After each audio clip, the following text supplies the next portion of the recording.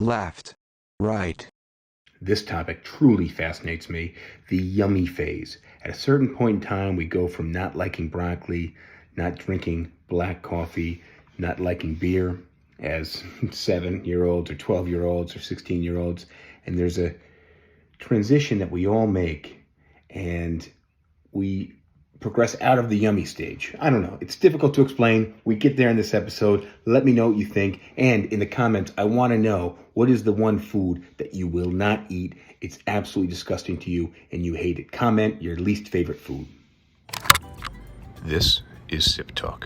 Grab a drink and enjoy. Of course, it's good.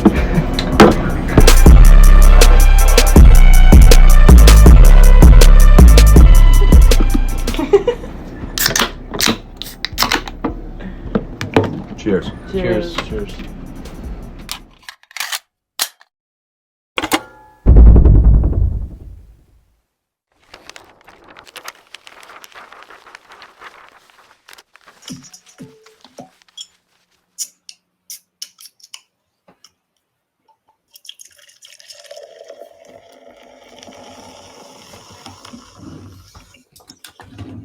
All right, that means we are live. I am dying for a drink.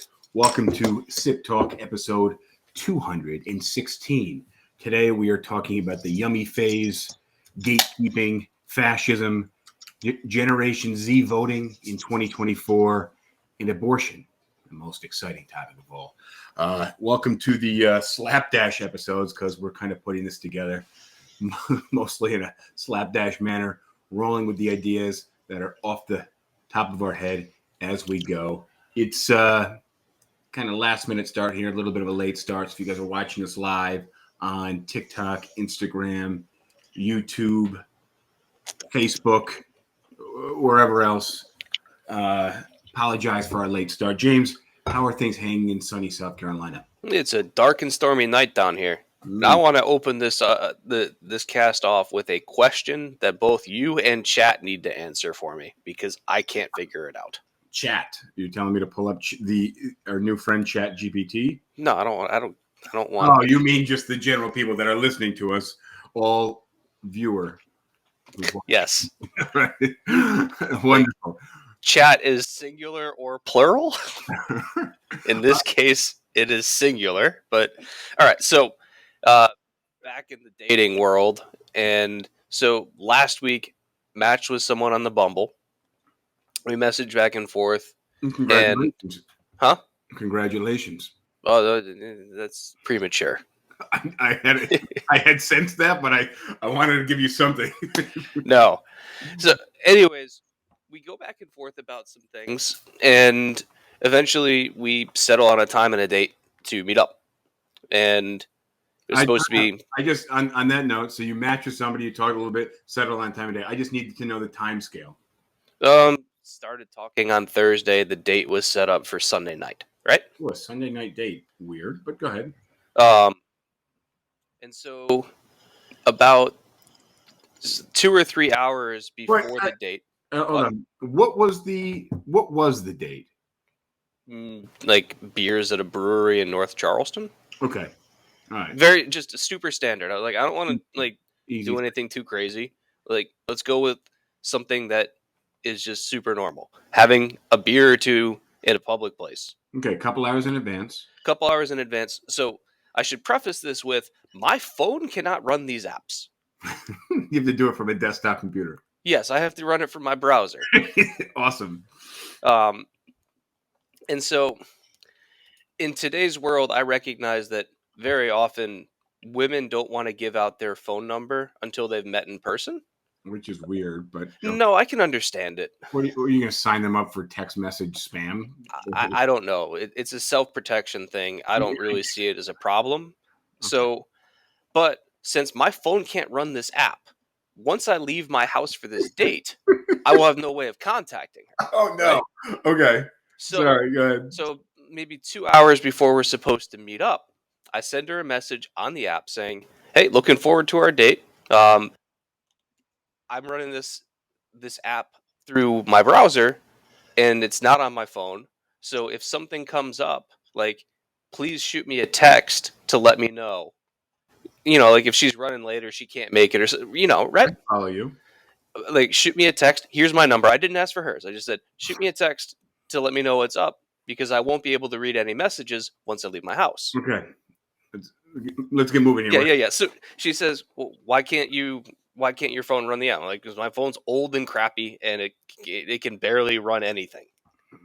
Okay. And she's like, I don't know, this is sounding a little bit too weird for me. Like I'm just picking up too many red flags. And I said, what? And she's like, why your phone can't run the app? I'm like, having an old phone is a red flag. And then she unmatched. Oh, Like, what the hell, man? That's literally where we are today, where there are so many options for people that it's just easier to unmatch with somebody who you're hours away from going on a first date, because you get kind of fishy feelings, which aren't even fishy. But this is where this is first of all, hear me out. This is why we have trigger warnings in colleges, where you can't tell people what the trigger warning is. You have to tell them, hey, there's going to be a trigger warning. And then if they then proceed, then you tell them the specifics of the trigger warning. Remind me to come back to trigger warnings for when you're done with this. All right. Well, I want to get to the yummy phase pretty soon. Well, we will, but before we lose our viewer. But the question I have is, who's unreasonable here? Me or her? Well, so the issue is that your phone is from 2002.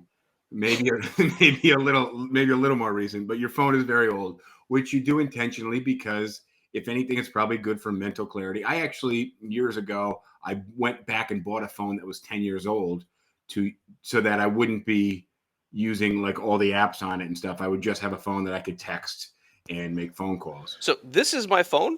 It's a BlackBerry Priv. Just for the record, if you can't see James right now, because I know we also do this in audio format. Oh. James literally held up his phone and then. And the reason why I won't buy another phone is because nobody makes phones with buttons anymore. If they can make a good phone with buttons, I will buy it. But I hate touchscreens. Like I get like irrationally angry when I have to do anything with like a touchscreen input. Okay. I lose my shit. So you got this old phone. All right. And she got this very weird catfishy type vibe when you told her, I have an old phone. I can't get the app on my phone, which, by the way, would totally be something along the lines that a scammer might do. But there was no benefit of the doubt here.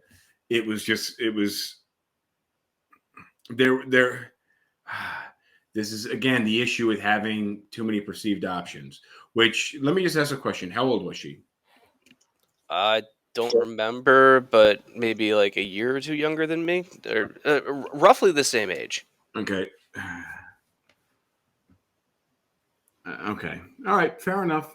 I was just, I don't want to say anything mean, but just trying to evaluate what her options are like in reality, because I understand reality and the perceived reality are a little bit different, especially when it comes to dating apps. But also, you live in the South, so she was from New York, though. Okay, but not getting married by the time you're 23 years old when you live in the South, everybody is just like, oh, you're going to be the old maid, right? So but she's from New York.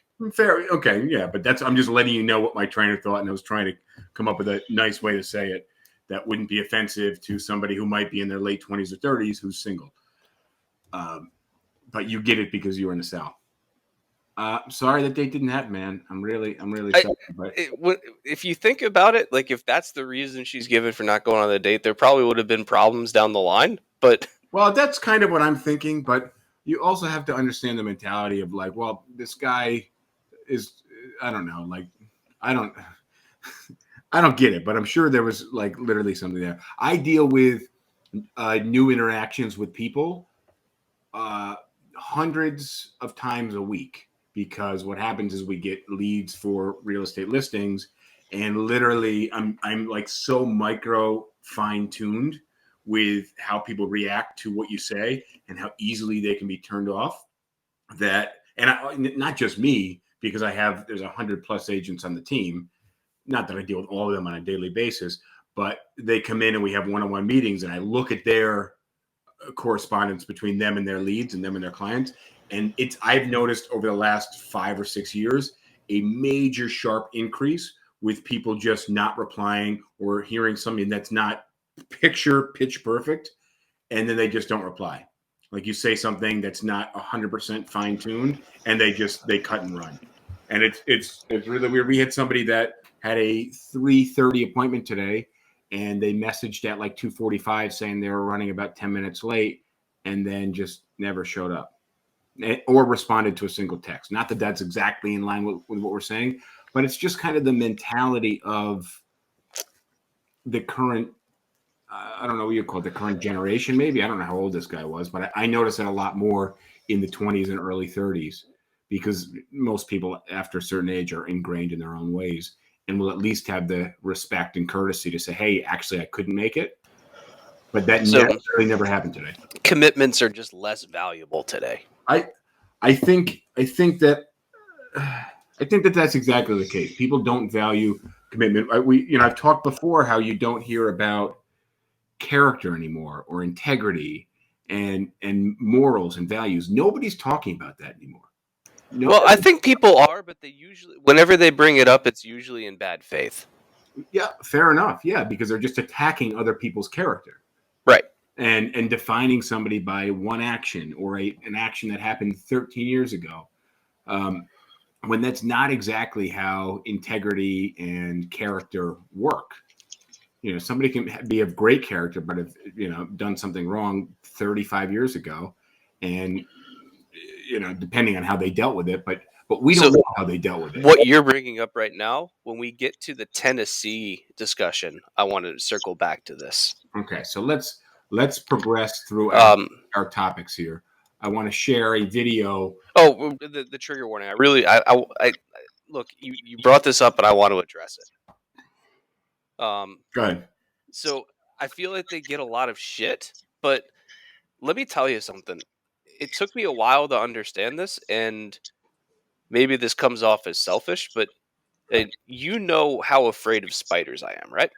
Okay. And you're probably close. I am more rationally afraid of spiders than you are. I believe your fear extends to the irrational, but I do have an immediate response when I see it. Go ahead. I'll let you finish. Okay. I have a lesser version, but I'll let you. I'm afraid of spiders to the point where, like, if a picture of a spider is presented to me, I can't look at it. Like, if I'm on like a site like Reddit or something looking at pictures and there's a picture of a spider, I have to like close my eyes or like put my hand up to the browser to close out of the tab before I can resume browsing. And so, like, if I watch like a documentary or something and it's like being shot in the jungle and like there's a shot of a spider, like I will like jump away from the computer because spiders just freak me out that much. Yeah, and so but I wouldn't have been surprised if you're going to say, if you scroll across a picture of a spider on your screen, you have to leave the room and have somebody else. But so I think what you're about to say, just to speed things up a little bit, is that you would at least like a trigger warning for things that trigger people. The issue is that you understand that this is an irrational fear, okay? And it's you can't expect the world around you to adapt to your irrationalities. Why? Because all of a sudden you're going to be expected to have to adapt to everyone else's irrationalities. And then we are irrationally changing 99% of the world and doing things backwards. Well, right? Rather than walk down the block, you got to walk 9 blocks in the other direction. No, I get it. Like, and this is one where, like, I think that there's a balance that can be struck here, because there are times where I've wanted to watch a video, or been watching a video, and then all of a sudden it cuts to a shot of a spider, and I lose my shit. Like, if I was holding my phone and that happened, like, I would have thrown the phone. Like, yeah. I've done that with books before. Oh, there are people that get in car accidents because they see a spider crawl across the dashboard or something like that. Oh, I'm convinced that that's how I'm going to die, actually. All right, we got to. My point is that, like, I can understand where people are coming from when they ask for trigger warnings. It makes complete sense to me. And so the question is, are these requests being reasonable? And is it something that, like, you can look and say, let's define a set of things I think that are kind of universally accepted that could be triggering to people, but here, and have warnings for those things. But like but saying listen, like we have that already. What we what have are when you're scrolling through social media, it says it's blurred out, and I get the same thing on Quora. It's blurred out, and it says, do you want to see this? And then it'll say why is this being blurred, or why is this? And it might say because of potential nudity, or because of graphic violence, or because of crime, or something like that. And we have that, but right now I think, and what I wanted to just mention was having these irrational fears. And what I've been able to do with my irrational fear of spiders, which I don't know how I became afraid of spiders, because when I was a very young kid I wasn't, and then through a series of events I became a little afraid of them. You were my close friend who was also afraid of them, and we both went in that direction. I've had to it's a what they call cognitive behavioral therapy, basically talk myself backwards through the irrationality in each instance. And now I still really hate, like, I've had fucking spiders crawl across me when I've been on the motorcycle, right? And the motorcycle literally sits outside. You leave anything outside and it's going to get spider webs on it. That's really scary stuff. But I've just learned to, as soon as I have that reaction, my mind has to go into this cognitive backstepping almost of my immediate reaction. And we could do maybe we do another episode where we really talk about trigger warnings. I want to touch Diana. Yeah, I want to address your point of saying, like, what's this with the trigger warnings, and like try and get you to understand that there is a legitimate reason for people asking for them. And what gets bad, the bad press comes when someone says, like, there was a scene in that movie where somebody was eating cotton candy, and cotton candy is very triggering to me because of whatever experience that happened to them. And you're like, so we need to have trigger warnings for cotton candy now? And so, like, you've got these people that are making unreasonable requests and making an actually decent idea sound patently absurd. But again, it's same thing with a picture of a spider, like that. It's drawing the line, and that's the issue. I was actually just listening to a Jonathan Haidt podcast today, and I feel like that would be something that would be in his realm of topics that he discusses. I want to touch on Diana's comment when we were talking about you telling this girl that you had set up a date with, that you couldn't continue to message her on the app because you have an old phone. And this popped into my brain, but I let it fly. Diana brought it back up, is that she either might have thought something was sketchy, or that you were just broke and wasn't interested in you being broke.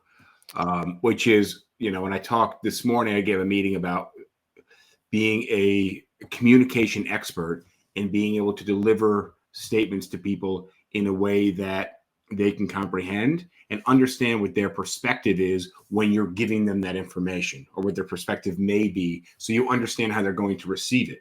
So you could have said, I don't like to have my phone as a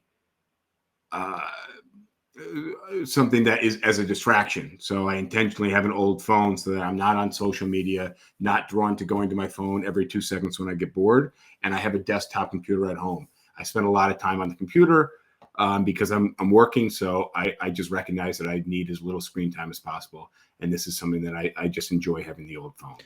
I would have been able to give some kind of a justification like that, Wow. but such a justification wasn't even requested. You weren't. But again, in delivering that information, immediately understanding how she could potentially have reacted to you giving that information. And I actually did a whole training today that we actually talked a lot about that this morning. And I don't think, like, to the point about, like, her not wanting to date someone that's poor. One, I don't really like that whole concept. But two, like, I told her that I own a house. So, like, how poor can I be if I have a house? Yeah, I get it. Like, I'm not rich, but I at least have a house that I can afford. Right. Yeah, I mean, ultimately, it's probably a good thing that I didn't go on this date, because there would have been like she would have found other things to criticize and it wouldn't have gone well. But like I guess my question is, how is that a red flag, man? All right, let's get to the yummy phase. For those people who aren't familiar with the Love Line, it was a radio show from the 80s and 90s with Dr. Drew, who's a addiction medicine specialist and a mental health specialist and a physician, and Adam Carolla, who's a comedian. And they really play off each other quite nicely because just they do. I'm going to share the screen for anybody who's watching live, and I will do my best to turn up the volume so that everybody else can see. Let's see, you can see this. Now I just got to find the right screen here, entire screen. We'll bring it over to this one, open the share. Here we go. And this is about the yummy phase.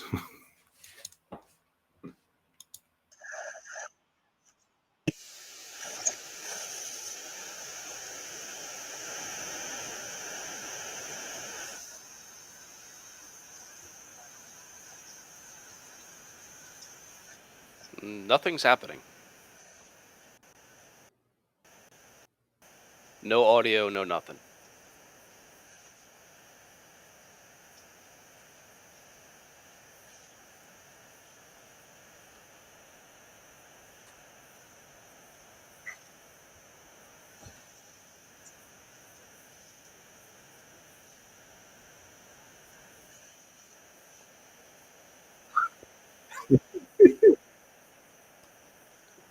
Yo, there's no audio. I'm not hearing anything.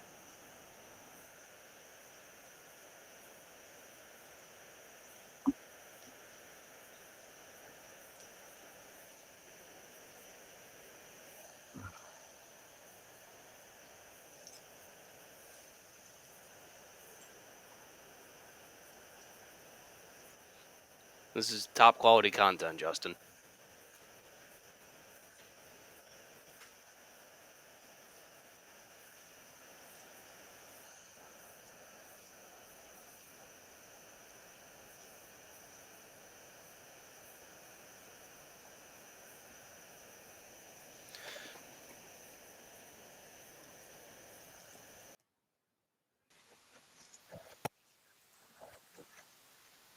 Justin, like there's no audio. No. Not working. Hold up.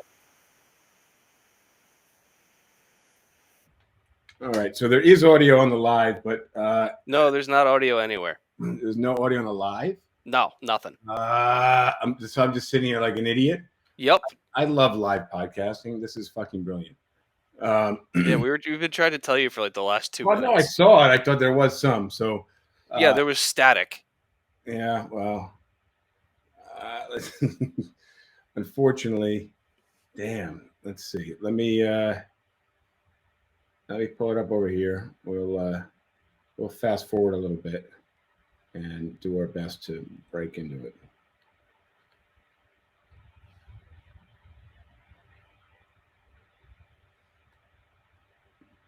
Oh, you were talking about how you yell at people for only putting ketchup on their hot dogs. Mm-hmm. I only put ketchup on my hot dogs. And so that's right. You're just a kind of troublemaker. But he's 14. He's 14. Yeah. Well, you got a window here, buddy. How about now? I hate mustard and relish and stuff. Nice. You might as well just put a dunce camp on. No, just leave it here. This is the part that matters. You get a windbreaker. Says I'm a moron. Yeah, well, Tara, don't call me Tara, said that she also puts only ketchup on them. Yeah. Well, that's my point. Shocking. Not surprised at that.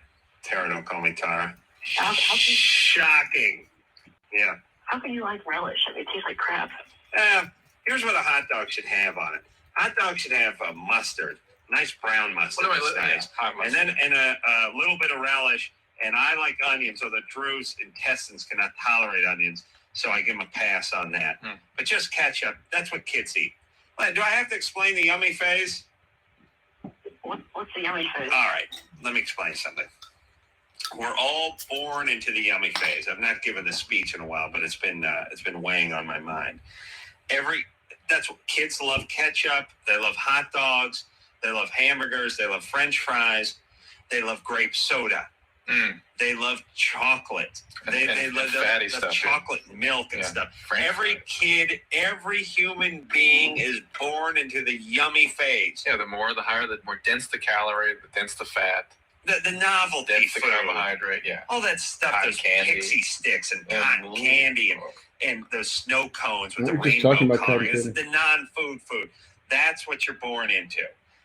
And as you get older, you start to leave the yummy phase. And this is where things like brandy and beer and cigars and caviar and a woman's crotch, all this stuff, you begin to acquire a taste for this. You don't normally like it your first time around. I mean, you take a puff off a cigar, you take a shot of good whiskey, you take a sip of good beer. You don't like it the first time. And you give a 9-year-old a shot of whiskey, you'll spit it right back in your face.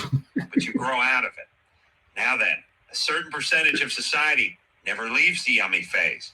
You become like Kevin and Bean from the K-Rock Morning Show. You drink hot chocolate. You drink grape soda. You don't like beer. Well, you ask a guy who's older, why don't you like beer? They go, it's bitter. They sound like a kid. You ask them, what about mustard? What about certain things that, like I said, have an acquired taste to them? No, they don't like it. And they have a very limited diet.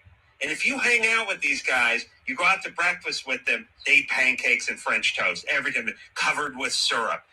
Their beverage, when you go out at night, is always like an orange soda or root beer or something. It's never beer. When you go out and eat dinner with them at night, they won't even have a nice piece of like blackened catfish or something. They get spaghetti and meatballs everywhere they go. They're trapped in the yummy phase, and they pass their whole life through this way. Ooh, they're female partners. Now, and you won't see guys like this usually. You won't see them smoking. You won't see them doing things that kids won't do. Right. And they don't drink coffee in the morning. They don't like it.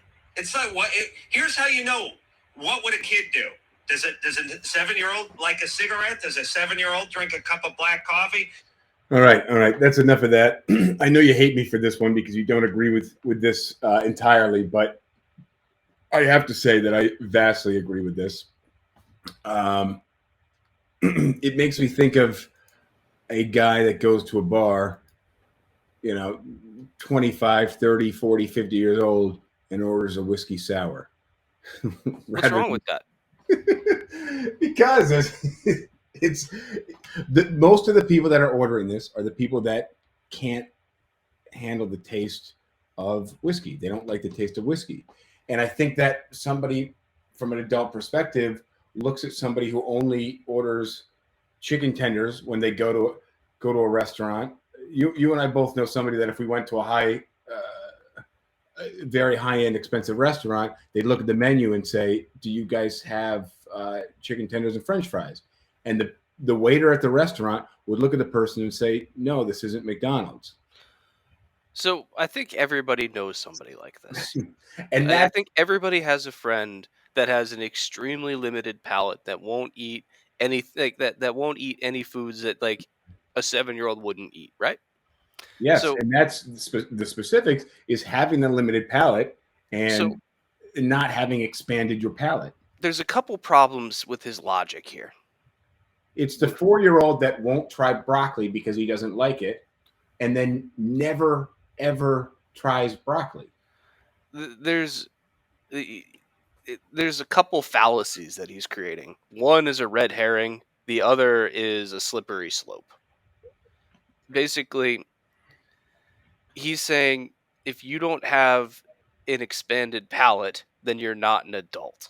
Well, but I think that having an expanded palate, I know where you're going with this, but I think that having an expanded palate speaks to your level of experience in trying things. And not trying things is children are the ones that don't try things. Trying new things is what expands your character. At least trying them. And I think people will find that the more things they try, they'll be surprised that they like them. But there's also this interesting stage where you go from being 9 years old and not liking the taste of beer to somehow you transition at 16 or 18 or 20 years old where you decide that I love beer. I don't know what it is about, Well, I think if you're 16 or 18 years old, the reason that you're saying you love beer is not for the taste. So maybe Let's be that's real part of it. here. Let me. I was thinking about this a second ago. Maybe it's this mental connection that we have once we get older. We associate the taste of beer to good times. And there's actually a neurochemical connection with these chemicals entering your taste buds, now connected to good feelings. I don't want to get into the psychology of it. I want to address his points more head on. I don't want to try and rationalize away a specific point here. I think that the points that he's making about only eating food that kids eat is useful insofar as an adult eating nutritious food is important, and most of the time those kind of kid foods are not very good for you on a nutritional level, and so being able to have a more expanded palate means you're going to be healthier. However, saying that there are certain categories of food or certain foods that you don't like, and then saying, well, if you don't like these foods, then you never grew out of this childlike phase is way too far to go. Like, I personally, I don't like coffee, so I don't drink it. But I like tea, so I'll drink tea. Do you drink tea with lots of sugar? No, like if I do a 16-ounce mug of tea, it'll usually be like a spoon and a half of sugar, lightly sweetened. Look, it's when I go to a bar or I go to the beach with some guy friends, and I used to go to the beach and pack a bunch of Diet Cokes, and then take a gulp out of each one, or after I do three, I'd have to pour the other three of the 6-pack on the ground because it's just too much carbonation too fast, and then I top each one off with some Scotch or whiskey and pack those, or I'd pack some beer and put that on ice for my trip to the beach. And I've noticed this increasingly. Maybe it goes along the lines of the bracelet wearing, man bun touting men. But now you go to the beach and you got a bunch of guys drinking the Wild Claw wine coolers. Now, I can tell you one thing. Wild Claw, is it Wild Claw? That's not right. What is it called? The White Claw? White Claw. White And they're Claw? seltzers, not wine coolers. I think Wild Claw is a more appropriate name. So Well, yeah, so it's a fruit seltzer, okay, which is a wine cooler, okay. No, it's not a wine cooler. Whether it's colored pink or it's clear, It's clear. Have you tried them before? Yes, I've tried them before. They taste like fruity soda. They're nowhere near as sweet as soda. Not even close. Well, they are closer to the end of the soda spectrum than they are to the beer spectrum. They actually have less calories than beer. Okay, fine, but flavor profile wise is what I'm. Flavor profile wise, yeah, they're probably closer to soda than beer, but I'd say they're more like they're kind of in the middle because they're not sweet. Look, but what I'm seeing is, and why I brought this up is because I see a lot more people that are still stuck in this yummy phase, and I see a lot more people nowadays that are drinking wine coolers on a regular basis, that are only eating yummy foods, that order a coffee and it's got, like, I ask for a dash of milk when I get a cup of coffee because I used to have an ulcer. So I drinking black coffee first thing in the morning used to really irritate my ulcer. So if I hadn't had any milk in the coffee, it would drive me nuts. So I've gotten the habit of, if I haven't had anything in my stomach, I get a little bit of milk. There's always too much milk, but I see people all the time, but it looks like they have a shot of coffee and 2 cups of milk and 4 tablespoons of sugar. So what? Because it's childlike. That's why. I disagree. I don't see how you can equate these two. And so Diana says she's tried whiskey many times and still hates it. And I kind of want to. I want to touch on that. And I wish we could do a live poll. I wish there was some way I could do a live poll right now. Oh, Diana says, sounds like I'm getting defensive. Do I like yummy foods? I'll admit I'm being a little bit defensive here because I hate the entire category of seafood. All seafood to me is downright repulsive. Like, everything about it, the way it looks, the way it smells, And it's been a long time since I've tried it, but yes, also the way it tastes.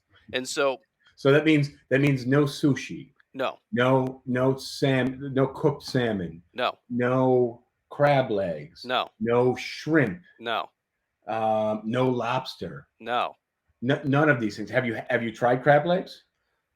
At some point in the distant past, I might have tried something like that. Just, Anytime I've ever tried seafood, I've hated it. okay, but just again, this goes, and this is why I think it's childlike, because it goes back to the not trying things. It's No. It's my point is, if you try enough things and decide that you didn't like any of them, then you then have a basis to say, if something is similar enough to something that I have tried before, I'm not going to like it. Therefore, I'm not going to But try again, this. your palate changes over time. What Rosh just said is try sea urchins with a drizzle of lemon juice. By the No. way, I tried sea urchin for the first time maybe 10 or 12 years ago.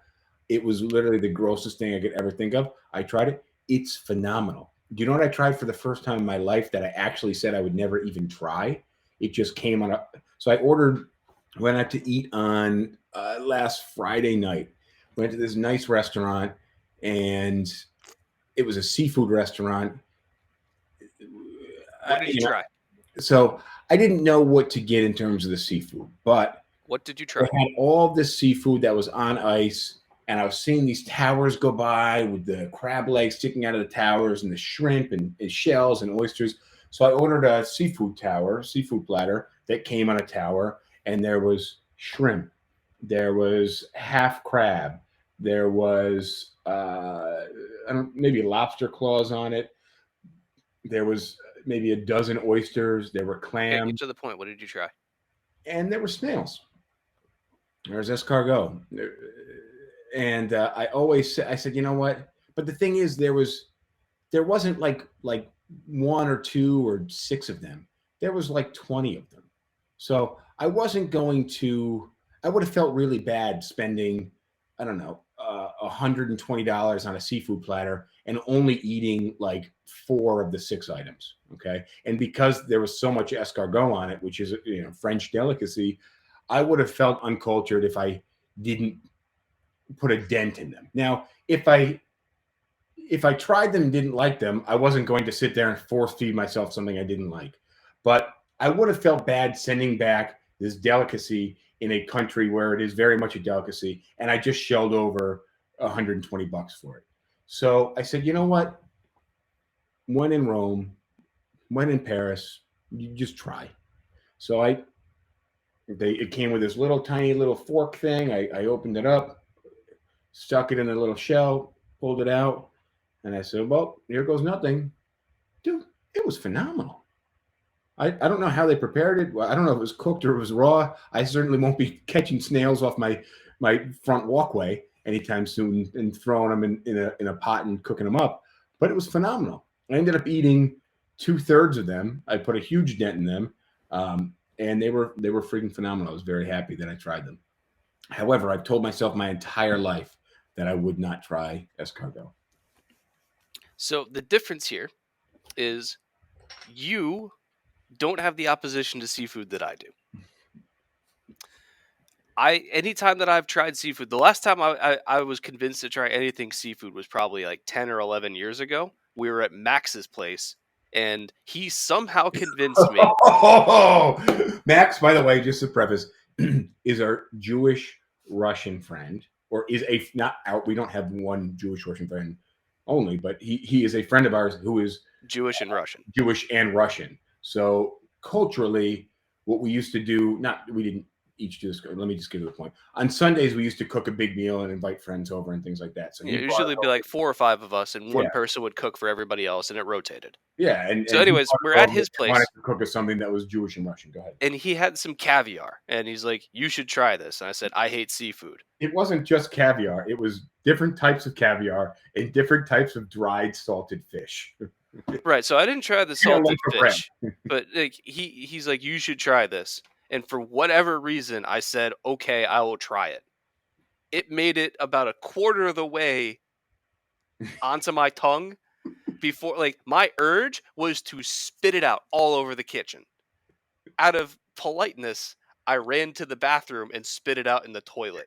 And I said, after that, because I had said before, I hate seafood. I hate everything about seafood. And I, for It- some reason, allowed myself to be convinced of this. And from that day, I have made a vow because I regret trying it then.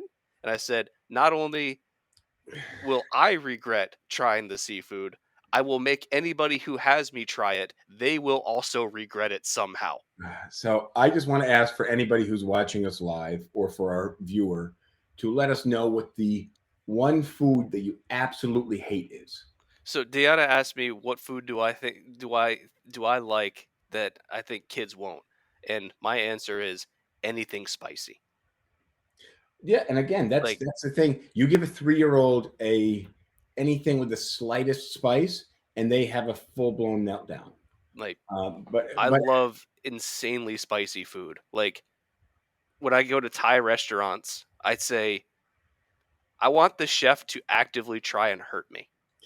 yeah, I do. I do that too, and usually I just get this like pussyfooted attempt where they throw in like a couple more jalapenos or something. And Yeah, like in my life there's only been like 1 or 2 times at a restaurant where I've had something spicy enough that it actually became something of a challenge.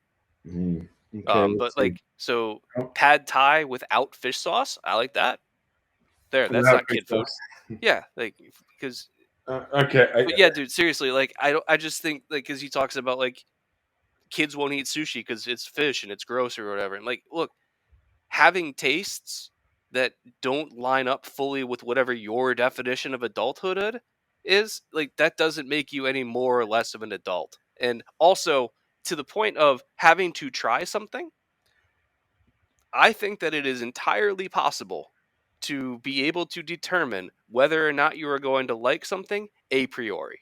I completely disagree with you. Okay, let me ask you. I think there may be some things to a degree, but when it's not the specific thing. So if you say you don't like cod, and I go, well, try some salmon.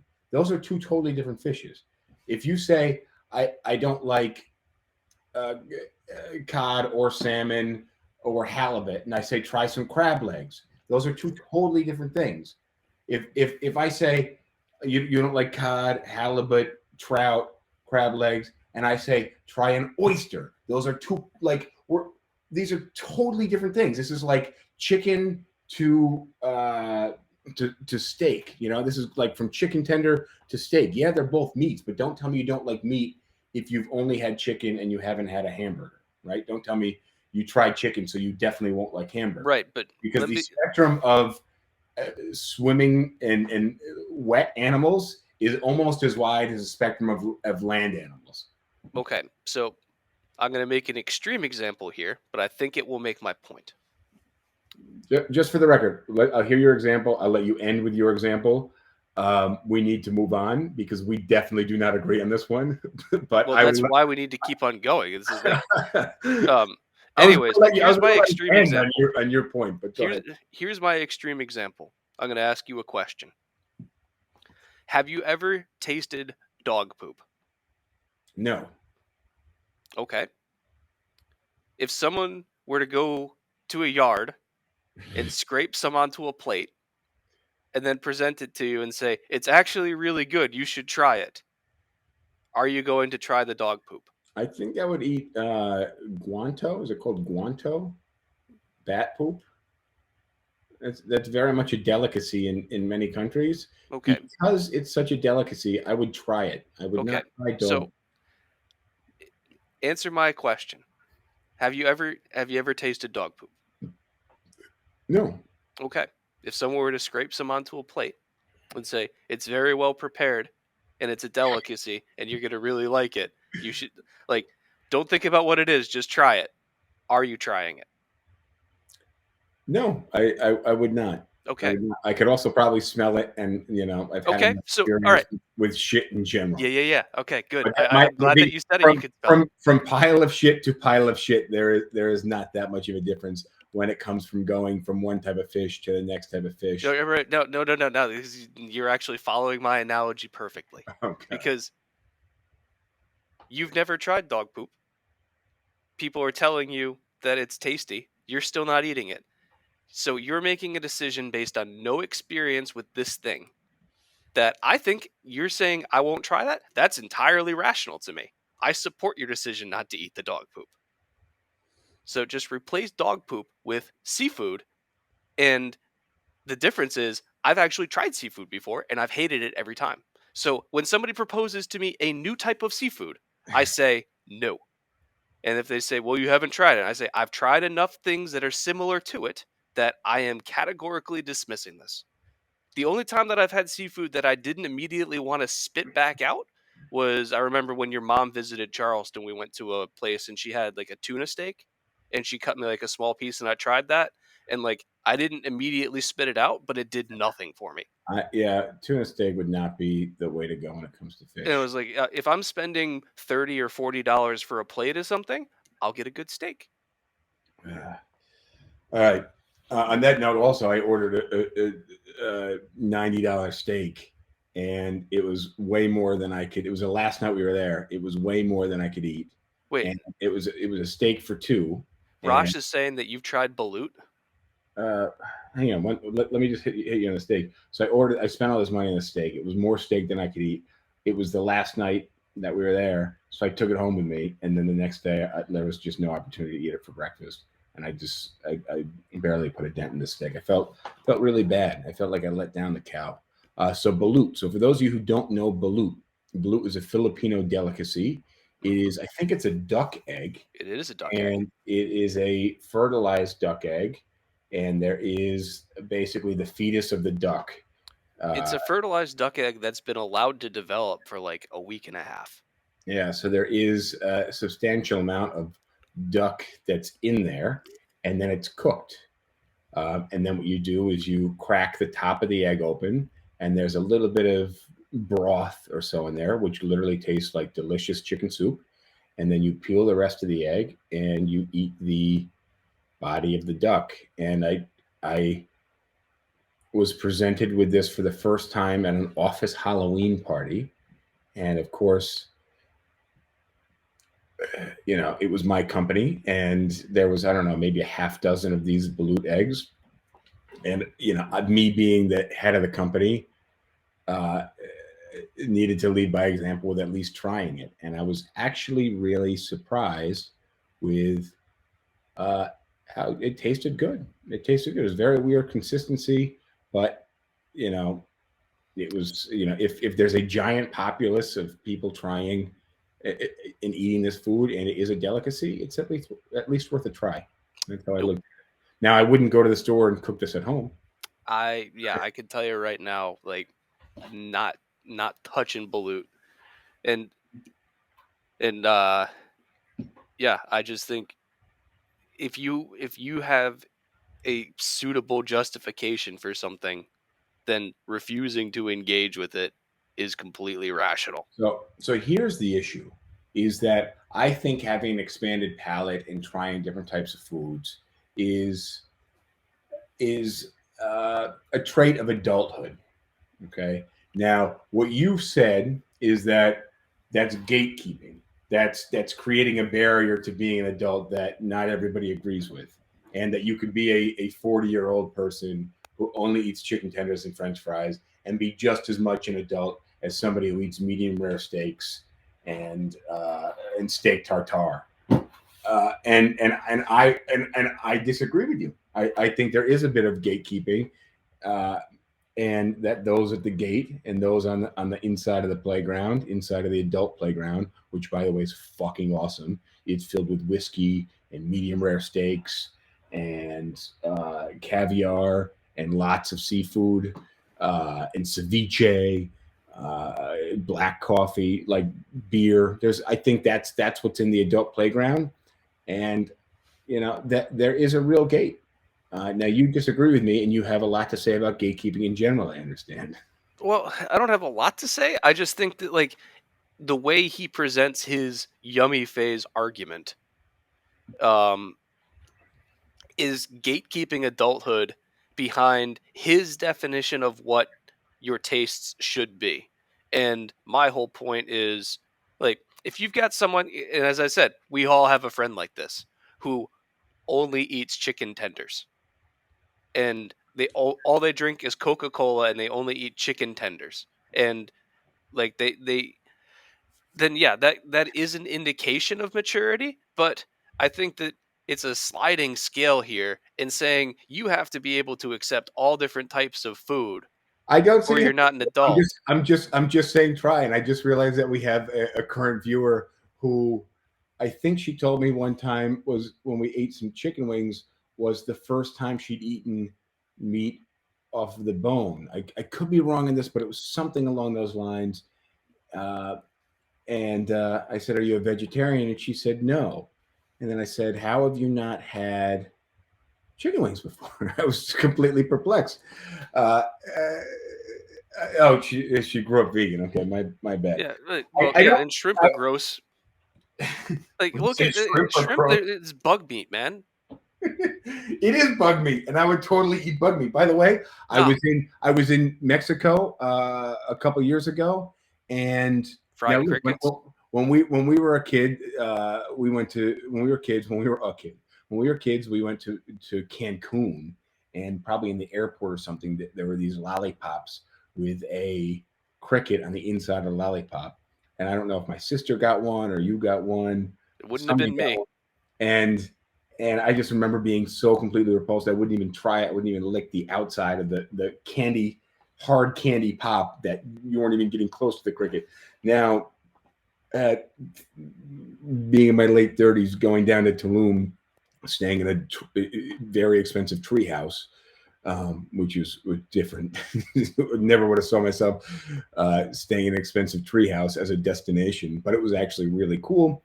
And having an affinity for mezcal, which, by the way, is in the adult club. Okay, so come over to the adult club, start enjoying some mezcal, and then I would get a shot of mezcal, and it came with a slice of orange with some tahine on top of the orange, and then a small handful of crickets. And these were baked or fried crickets. And I said, "Hey, you know, when in Rome, when in Tulum, eat the crickets."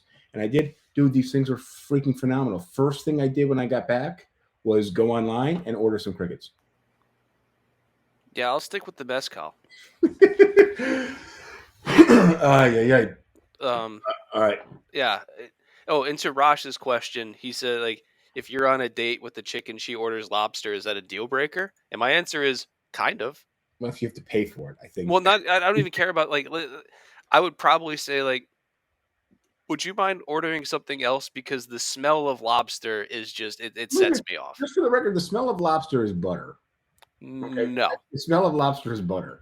I don't. Maybe you're smelling some stale old lobsters or crabs that you find on the side of the beach that has that No, I'm talking like when I cheese. when I was a bartender, I worked at a sushi restaurant.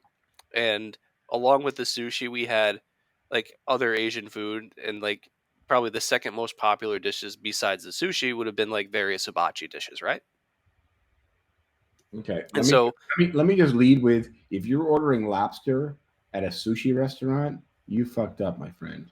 If it, yeah, when that's you're at your true. place and you're ordering lobster or anything other than chicken or shrimp, you fucked up, my friend. Well, the steak hibachi was pretty good. Okay, sorry, yeah, steak, but again, it's go ahead. Sasha says, James, you might be on the spectrum. There's no question about it. All right, sorry. So you worked at a sushi Yeah. place, And so, which if serves I had fine people grade sitting at my tuna, bar that ordered fine grade food, salmon, huh? right? Yeah. So if people at sitting at my bar ordered food, I would go to the kitchen and grab it once it came up. And like, so I don't like any seafood. So people would like order sushi from me, and they'd be like, they'd be looking at the menu and be like, "What rolls can you recommend?" And I knew the menu well enough that I could ask them the question, be like, "Well, what are you in the mood for?" And be like, "All right, these 3 rolls are good for you." And then be like, "Well, how does it taste?" And I said, "I have no idea." Um, but the times that I had to, never leaving this topic. We're uh, never leaving this topic. but Go ahead. the Sorry. times that I would have to go to the kitchen to bring somebody like a hibachi shrimp, or like we had like a blue platter or something that was like fillet, shrimp, and lobster or something like that. And so just the walk from the kitchen to my bar to bring the food to the people, like I would be getting the vapors of this seafood that was cooked. And there were times that like I had to hold my breath for the 10 or 15 seconds of making it back to the bar because I could just not stand the smell that was hitting my face, man. It's too bad you didn't work at a Dominican sushi place. So in New York City, in the Heights, there's a decent number of Dominican, maybe 3 or 4 Dominican sushi places. Dominican sushi is sushi rice. It's one, the rolls are like big, like you might need a fork and knife, which in a Japanese restaurant, sushi is taken in one bite. And you can lift it with your fingers or chopsticks, but you may not use a fork and knife. Again, maybe this is gatekeeping, but that's the Japanese way.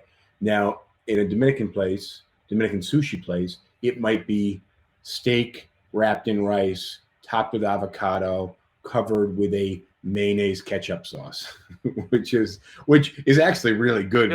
You said steak, right? If you're that going, sounds pretty good. and it's usually like a hanger steak or a decent steak. But if you're going from a traditional Japanese place where you're getting edamame, and you're going to a Dominican sushi place where you're getting steak with avocado and plantains on top with a hookah, you're just like, this is sacrilege. But really, in their own right, I think they are both great options. And I love regular traditional sushi, and I also love what do you call it? Dominican sushi. And But let me, to your point, like, so yes, lobster does smell. I know what the smell is, and I hate it. So if I'm on a date with a chick and she orders some kind of seafood or whatever, I'm going to politely ask her, like, would you mind not ordering seafood? It, like, the smell alone makes me lose my appetite. All right. If that ends the date, well, I mean, I've had dates end for dumber reasons, as we already discussed. Where do we go from here? Do we get into gatekeeping? We got a few minutes left. No. We can go longer if we need to, but no, what? No, we don't go into gatekeeping. No, I don't have the energy to change gears. Like, we missed. Oh, you know what? Here's what I'll just skip to the other topic that I wanted to bring up, and this is something that I find that, like, you only argue with your siblings or in a relationship about. You should never argue in a professional setting about this. Yet I find myself in a professional setting sometimes arguing about this. And it is, I tell someone to do Y, and they say, no, I'm not going to do Y because you told me to do X. And it basically them saying, I'm only doing what you told me to do. Therefore, I'm not doing the new command because you told me to do the first command, and I'm only doing what you tell me to do. You follow me here? You follow the? Not really. I wish I had a real life example I could think of on the fly, but it's something that bothers me when I ask somebody to do something and they tell me no, they're not going to do it because they're doing a different operation or whatever that I told them to do. Well, and that they're only going to follow what I told them to do. A better way to put it is, like, if my boss tells me to do one thing and then I start doing that thing and then he says, hey, can you do this other thing? Then my response is going to be, I'm in the middle of task 1. You just told me to do task 2. I can only do one of them. Which do you want me to work on right now? He's going to say, task 2. I've updated you with task 2. Please don't worry about task 1. And you will just say, okay, I'll abandon task 1. I'll come back to it. Yeah. 2. But what I find that you deal with when you're dealing with children, and you should not deal with this in a professional setting, is if you in the scenario said, no, I'm not doing task 2 because you told me to do task 1. And I'm doing what you told me to do. Well, yeah, that's just an immature response. But that's, again, you only get that when it comes to, like, arguing with siblings when you're kids, or maybe in this kind of bratty relationship dynamic where you're just being annoying because you're annoyed, right? But it should not happen in a professional setting. And yet I've been seeing an uptick in this happening in a professional setting for me, and I don't understand it. And I think when we explain it like this, most people say, yeah, it doesn't make any sense. But I just don't understand how people can lean back and say, you told me to do task 1, so I'm doing task 1. I mean, I'm probably starting that way. I'd be like, hey, I'm working on task 1 right now. And if they say, well, task 2 is more important. All right, fine. Then I guess task 1's going to get delayed. That's because you're, for the most part, rational. except when it comes to discussing the yummy phase. Yeah, because I think he's just wrong. You mean to tell me, James, you've never had brownie mix for breakfast? I mean, if we're talking about never leaving the yummy phase, the orator of that statement. Actually, the order of that statement, you'd be surprised. Actually, and very much so, you would be surprised. Has surprisingly taken leaps and bounds out of the yummy phase. Still remains in yummy territory, but has expanded and tried and stepped out of the bounds. We're out of time for today, folks. Thank you for joining us. This has been SipTalk, episode 216. Don't forget, you can catch all of our past episodes on YouTube and any audio podcast platform. Anything else to add, James? Tune in next week for the next round of how James fucks up a date. Adios, everybody. All right, that concludes this episode. Let me know who you signed with, James or Justin. Adios. I like PBR. I just got priced out of it.